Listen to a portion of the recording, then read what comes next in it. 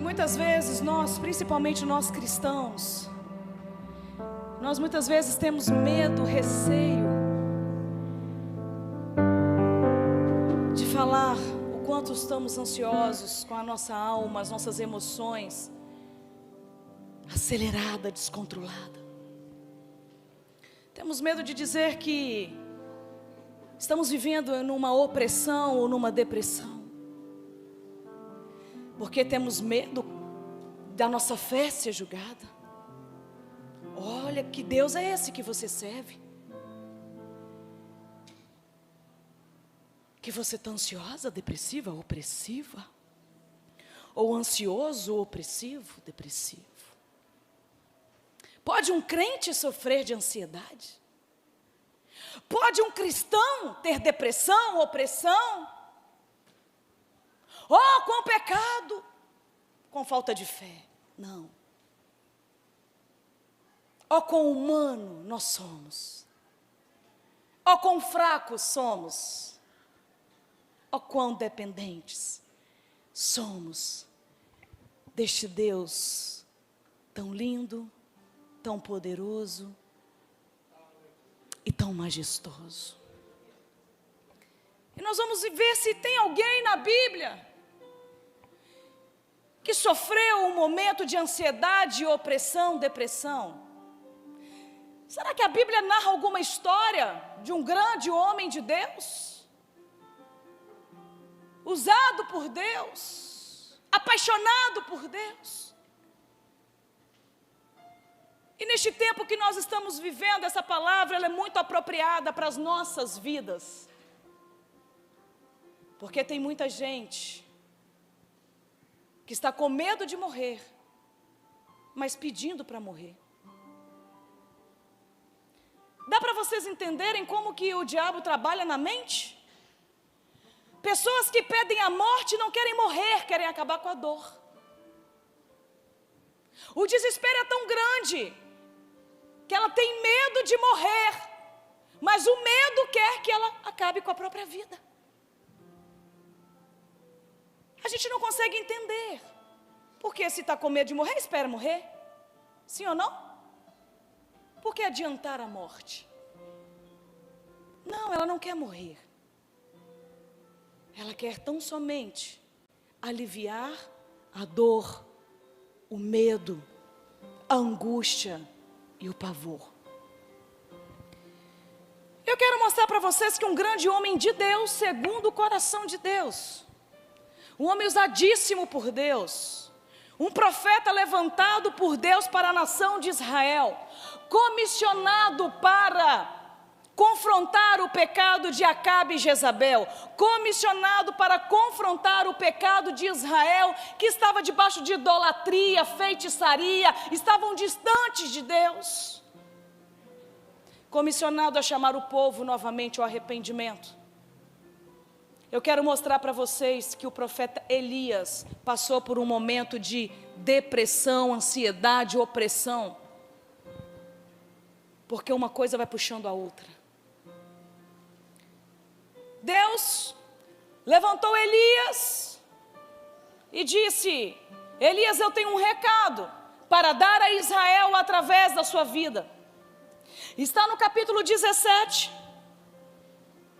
Nós vamos ler alguns versículos que diz assim, verso 17, a partir do 1. Já está ali? Gente, perdão, 1 Reis. Eu estou empolgada. Grande é a presença do Senhor. 1 Reis, capítulo 17. Me perdoa. Isso. Ora, Elias de Tisbe, ou Tisbita, em Gileade. Levanta a tua mão e fala, o cara é gileadita. Fala, gileadita também passa por problema. Mas você vai ver que no final tem coisa boa. Tem coisa boa chegando. Vamos lá. Disse Acabe, juro pelo nome do Senhor, o Deus de Israel, a quem sirvo, que não cairá orvalho nem chuva nos anos seguintes, exceto mediante a minha palavra. Era abusado. Depois disso, a palavra do Senhor veio a Elias. Saia daqui e vá para o leste e esconda perto do riacho de Querite. a leste do Jordão. Você beberá do riacho. Dei ordens aos corvos para alimentar lá. Deus chama Elias e fala assim: Elias, dá um recado para esse povo. Fala com este povo que só vai chover depois da tua palavra. Mas Elias, eu vou te dizer algo. Fala e dá o pé, que eu vou te sustentar. Deus deu uma orientação a Elias, porque Deus queria fazer com que o povo visse que Ele era um Deus poderoso, o Deus de Israel. Diz a palavra do Senhor que Elias foi, deu o recado, e conforme a palavra do Senhor, ele se ausentou, porque ele sabia que Jezabel e Acabe ficariam furiosos. Mas diz a palavra do Senhor que ele foi debaixo de uma direção de obediência. E quando nós estamos debaixo da direção do Senhor, Deus nos sustenta. E foi no capítulo 18. Havia dentro da casa de Acabe, servindo Acabe, um profeta chamado Obadias. E diz a Bíblia que este profeta estava dentro da casa de Acabe, dentro da casa de Jezabel. E este profeta, devido a essa profecia de Elias, a palavra do Senhor diz que Acabe e Jezabel começaram a matar os profetas. Mas Obadias, ele separou 100 profetas, colocou 50 profetas numa caverna e mais 50 em outra e começou a cuidar deles. Dentro da casa de quem mandava matar profeta. Mas lá no capítulo 18, Acabe falou para Obadias: Obadias, sai por aí pelas montanhas, procure ervas, porque a seca está tão grande, para que os nossos animais permaneçam vivos. Diz a Bíblia que Obadias foi, e ao seu encontro veio Elias, que se prostrou aos seus pés e disse: vive o Senhor, meu rei. E Elias disse para Obadias: Obadias, vá até Acabe e diga a ele que eu quero encontrar com ele. Diz a palavra do Senhor, que você lê depois no capítulo 18, que Obadias falou: Elias, como eu vou fazer isso? Vai que você é tomado aos céus e não vai ao encontro deste homem, quem vai morrer sou eu. E Elias disse: juro pelo meu Senhor, que eu estarei lá no encontro com Acabe. Diz a Bíblia que agora Obadias foi ao encontro de Acabe e disse: Acabe, Elias quer encontrar contigo. Quem? O perturbador? Sim, Elias quer encontrar contigo. Verso 17 do capítulo 18 diz assim, de 1 Reis: e sucedeu que, vendo Acabe, Elias disse-lhe: és tu perturbador de Israel? Então disse ele: eu não tenho perturbado a Israel, mas tu e a casa de teu pai, porque deixaste os mandamentos do Senhor e seguistes a Balaim. Agora, pois, manda reunir-se a mim todo Israel no Monte Carmelo, como também 450 profetas de Baal e os 400 profetas de Azera, que comem da mesa de Jezabel. Então Acabe convocou todos os filhos de Israel e reuniu os profetas no Monte Carmelo. Eram 850 profetas de Baal.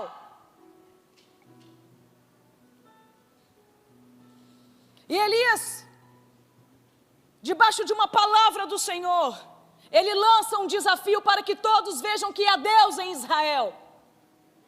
Diz a Bíblia que Elias pega agora 2 bezerros, 2 ofertas, sacrifício, entrega um para Acabe e fica com um. E ele disse: Acabe, vai você primeiro agora entronizar o teu Deus, para que desça a chuva do céu. Faça você primeiro, porque o número de homens seus são maiores do que os meus. Então faça primeiro. Diz a Bíblia que de repente começaram a picar ali o sacrifício. Fizeram o altar de Acabe. E os 850 profetas clamando: Baal, Baal, Baal, Baal, Baal. Chega meio-dia, Elias chega para ele zombando e disse: cadê Baal? Baal não responde, Baal não é Deus. Diz a Bíblia que eles estavam retalhando, como de costume, os seus pulsos. E nada de Baal mover alguma coisa. E aí Elias disse: agora sou eu. E diz a Bíblia, no verso 31, e Elias tomou 12 pedras, conforme o número das tribos dos filhos de Jacó, ao qual veio a palavra do Senhor, dizendo: Israel será o teu nome. E com aquelas pedras edificou o altar ao Senhor. A primeira coisa que Elias fez foi edificar o altar. Deus quer edificar o altar. Deus está nos chamando a sacrificar o altar, a edificar o altar. E com aquelas pedras edificou o altar em nome do Senhor. Depois fez um rego em redor do altar, segundo a largura de 2 medidas de semente. Então armou a lenha, dividiu o bezerro em pedaços e o pôs sobre a lenha e disse: enchei de água 4 cântaros e derramai sobre o holocausto, sobre a lenha. E disse: fazei a segunda vez, e fizeram. E disseram ainda: fazei a terceira vez, e fizeram, de maneira que a água corria ao redor do altar, e até o rego ele encheu de água. Presta atenção, para não deixar nenhum tipo de dúvida, Elias agora pega o sacrifício, pega a lenha e fala: joga água. Alguém já viu fogo pegar na água? E ele fez um rego ao redor, e ele falou: enche de água. Santo Deus. De maneira que a água corria ao redor do altar, e até o rego ele encheu de água. Sucedeu, pois, que oferecendo-se a oferta de manjares, o profeta Elias se chegou e disse: o Senhor, Deus de Abraão, de Isaque, de Israel, manifesta-se hoje que tu és Deus em Israel, que eu sou o teu servo e que conforme a tua palavra fiz estas coisas. Respondeu-me o Senhor: responde-me, para que este povo conheça que tu és Senhor Deus e que tu fizeste voltar o seu coração. E então caiu o fogo do Senhor e consumiu o holocausto, a lenha, as pedras, o pó, e ainda lambeu a água que estava no rio. O que vendo todo o povo caíram sobre o seu rosto e disseram: só o Senhor é Deus, só o Senhor é Deus. E Elias lhe disse: lançai mão dos profetas de Baal, que nenhum deles escape. E lançaram mão deles. Então Elias os fez descer ao ribeiro de Quizon, e ali os matou. Diz a Bíblia que Deus respondeu com fogo, e a ira de Deus consumiu os profetas de Baal. Amados, nós não temos noção do que Elias viu. A gente só tenta imaginar. Imagina você ali fora. Aí você pega uma carninha, uma picanha profética, e você com a sua fé coloca ali na churrasqueira e fala: só o Senhor é Deus. Deus, eu não vou tocar nessa churrasqueira, e ainda vou jogar água, porque eu quero que tu manifeste com fogo. E de repente vem aquele fogo. Vocês têm noção do que esse homem viu? Mas o que me chama a atenção é que depois deste mover sobrenatural, sabe onde Elias foi parar? Capítulo 19, verso 1. E Acabe fez saber a Jezabel tudo quanto Elias havia feito, e como totalmente matara todos os profetas à espada. Então Jezabel mandou um mensageiro dizer a Elias: assim me façam os deuses o que bem quiserem, se de certo amanhã a esta hora não puser a tua vida como a de um deles. O que vendo ele se levantou para escapar com vida, fugiu, e chegando a Berseba, que é de Judá, deixou ali o seu moço. Ele, porém, foi ao deserto, caminho de um dia, e foi sentar-se debaixo de um zimbro, e pediu para si a morte. Lembra que quando Deus usou Elias para dar recado a Israel, Deus mandou que Elias o quê? Fugisse. Existe alguma ordem de Deus para que Elias fosse parar na caverna e pedir a morte? Não. depois de ver tamanho milagre, depois de ver tamanha manifestação de Deus, a mente de Elias agora é consumida pelo medo por causa da palavra de uma mulher. E agora, ele vai para a caverna e pede, sabe o quê? A morte. Sabe quais são os sintomas de uma pessoa depressiva? Desejo de isolamento, fadiga, palpitação, tudo gerado pela ansiedade. O que é a ansiedade? Excesso do futuro. O que é o estresse? Excesso do presente. E o que é a depressão? Excesso do passado. Repare que Deus não mandou Elias fugir. Se Deus não mandou Elias fugir, era porque Deus estava no controle.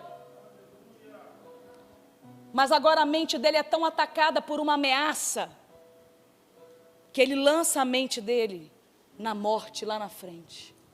Com medo de Jezabel, ele pede a sua morte. Se ele quer morrer, por que Elias então não esperava Jezabel matar? Porque a batalha na mente do ser humano, ela é tão forte, que ela causa vertigem de sentimentos, de desejos.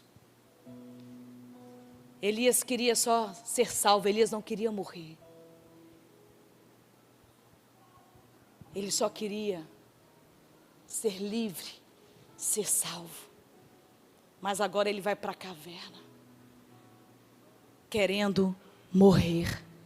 Um homem que outrora foi usado para matar os profetas de Baal, os falsos profetas. Agora, a alma dele está tão angustiada, a mente dele está tão confusa, que ele deseja a morte. E você me pergunta, mas pode um homem como Elias ter depressão, opressão, ansiedade? Tiago, capítulo 5, verso 17. Sabe por que Elias teve essa sensação? Porque Elias, conforme está escrito, era homem sujeito às mesmas paixões que nós. Era um homem feito de carne e de osso, que tinha as mesmas debilidades que eu e você temos. E que se não tomarmos cuidado, nós vamos para a caverna, para os quartos escuros da nossa alma, para o nosso lugar de dor, de choro, de angústia, pedir a morte. Quantas pessoas neste tempo têm pedido socorro? Quantas pessoas foram no sítio no decorrer da pandemia, no início do ano passado, quando todos estavam dentro de casa, entrando com síndrome do pânico? Porque não souberam lidar com tantas informações que vêm à mente. Mas sabe como Elias, ele conseguiu sair da caverna, foi curado, restaurado e rompeu com o seu chamado até o dia que ele foi arrebatado? Porque Deus, ele é tão tremendo, tão maravilhoso, que este homem que um dia quis a morte, quis morrer, Deus não o escolheu para morrer, para descer como pó da terra, mas ele foi arrebatado numa carruagem de fogo. E sabe como ele conseguiu sair desse lugar de morte? Capítulo 19, deixa eu ver aqui, 19, versos 5, 6 e 7. E deitou-se e dormiu. Quantas pessoas não conseguem dormir à noite? E veem a noite passando em claro. Quantas pessoas têm medo de dormir e não acordar mais? Por isso preferem lutar contra o sono. Quando você dorme, você libera um hormônio, o hormônio da melatonina. E já é comprovado cientificamente que a falta do sono, quando não é produzido este hormônio, leva o ser humano à depressão. Mas tudo que as indústrias farmacêuticas querem, a máfia da farmácia, é deixar o homem dependente da tarja preta.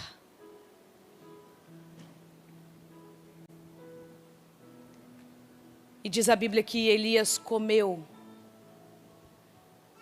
Por isso a palavra do Senhor diz em Salmos capítulo 81 ou 84, não sei, diz: logo me deito e eu pego no sono.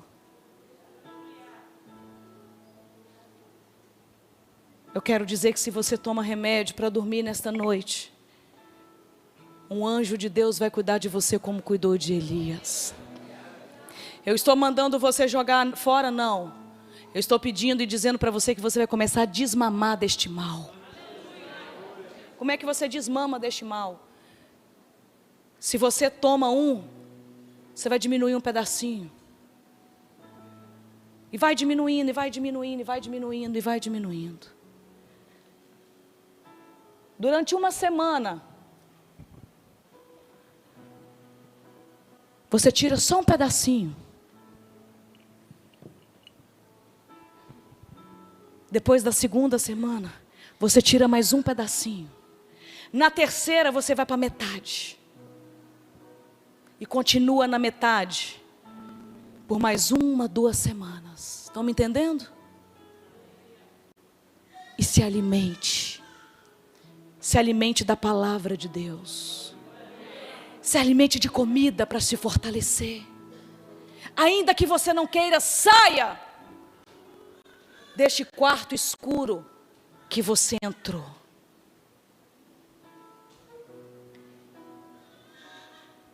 E continua dizendo assim o texto: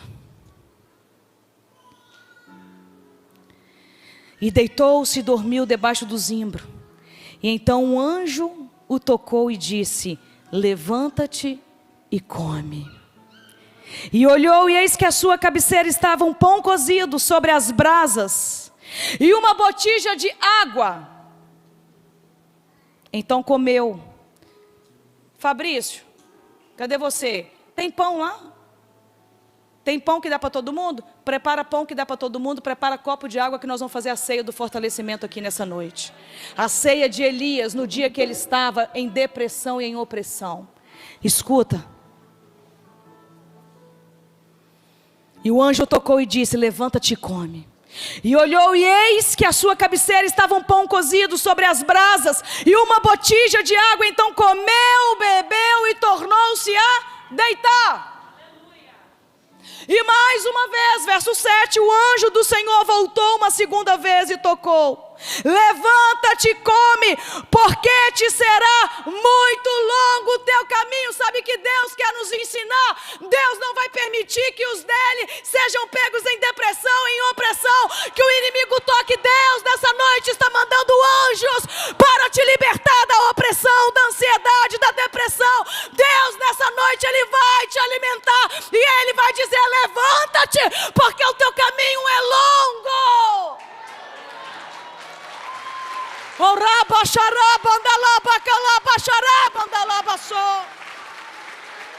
Os inimigos da nossa alma querem nos ver prostrados. Os inimigos da nossa alma querem nos ver na depressão, nos quartos escuros da alma. Mas Deus quer nos ver com uma espada na mão.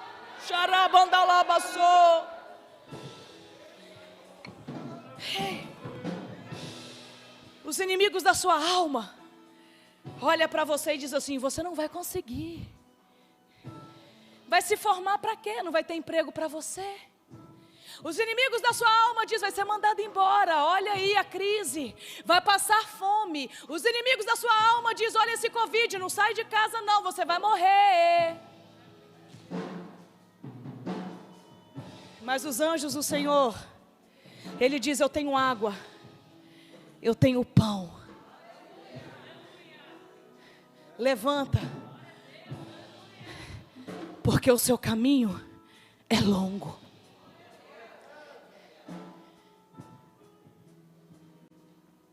Evangelho de João, capítulo 16, verso 33. Tenho-vos dito isto, para que em mim tenhais paz. No mundo tereis aflições, mas tende bom ânimo, pois eu venci o mundo. Mateus capítulo 11, verso 27 ao 28. Lançai sobre mim o vosso fardo, o seu jugo, o seu peso. O Senhor está dizendo nessa noite: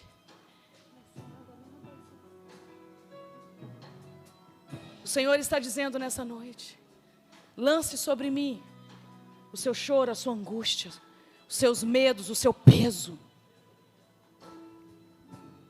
Lance sobre mim aquilo que está perturbando a sua mente, que está tirando o seu sono. O Senhor disse que no mundo você vai ter aflição, mas nele você encontra paz. 1 Pedro capítulo 5, versículo 7. 1 Pedro 5, 7. Lançai sobre ele toda a vossa ansiedade, porque ele tem cuidado de vós.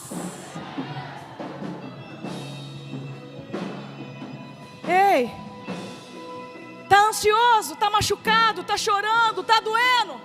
Não é porque você está em pecado, não. É porque Deus quer mostrar para você que Ele é um Deus que cura. Ele é o Deus que te levanta. Ele é o Deus que te restaura. Ele é o Deus que te cura, que te capacita, que te alimenta, que te pega no colo e diz: levanta, porque o caso contigo é muito longo, a história contigo é longa. O que eu tenho para fazer com você é um caminho longo.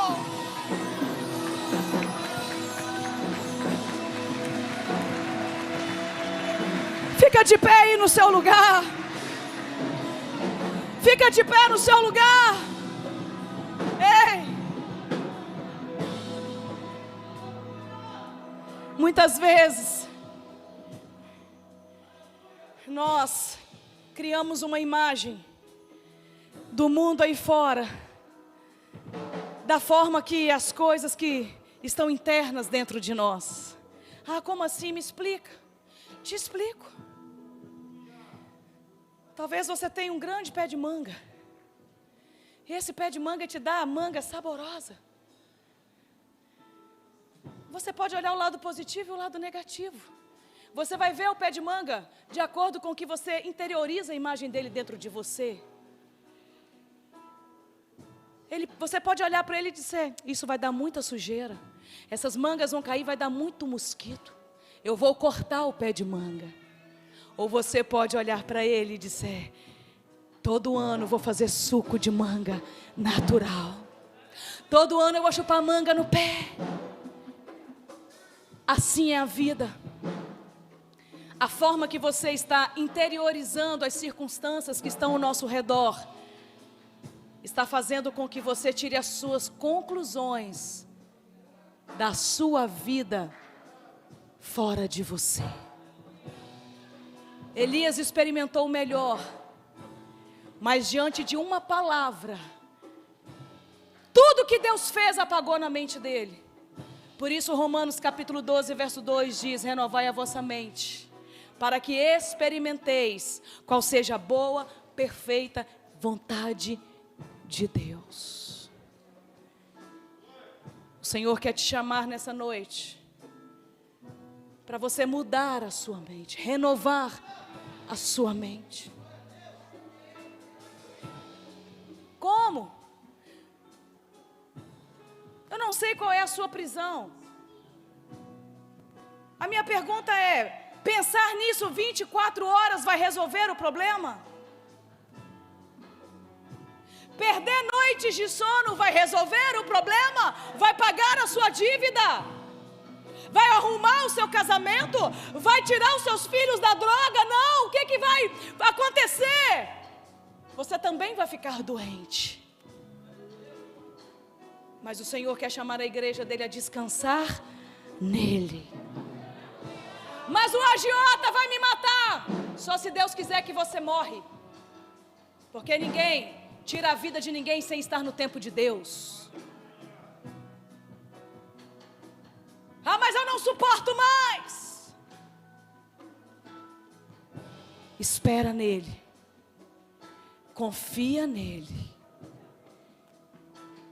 e no mais, Ele vai fazer. Enquanto a equipe de louvor vai começar uma adoração, alguém pergunta se está quase pronto lá.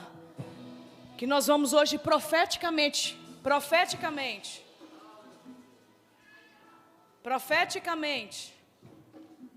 nós vamos hoje fazer a ceia do fortalecimento que aquele anjo entregou nas mãos de Elias, o pão e a água. E nós vamos declarar, nós vamos pedir, clamar para que você seja liberto dos remédios de depressão. Para que você seja liberto aí, como é que chama o remédio para dormir aí que o povo usa, gente? Rivotril, diazepam. Olha aí a farmacinha do inferno aí, vai embora pelo poder do sangue do Cordeiro nessa noite. Porque eu creio que anjos de Deus estão aqui, a presença de Deus está nesse lugar. E anjos de Deus vai te tocar nessa noite, anjos do Senhor vai te curar, anjos do Senhor vai te libertar. E você vai dormir em paz com o Senhor, renovado pela presença de Deus, cheios de sonhos de Deus, de promessa de Deus, da alegria de Deus. E ainda que nada aconteça, a sua paz estará nele, porque dele, por ele e para ele são todas as coisas. Aleluia! Aleluia! Oh, aleluia! Aleluia, aleluia! Seus pensamentos serão os pensamentos de Deus. Nós vamos chamar sua mente para o presente, tirar lá do problema. Você vai aprender nessa noite a desfrutar do seu presente, do seu hoje, com alegria, com satisfação.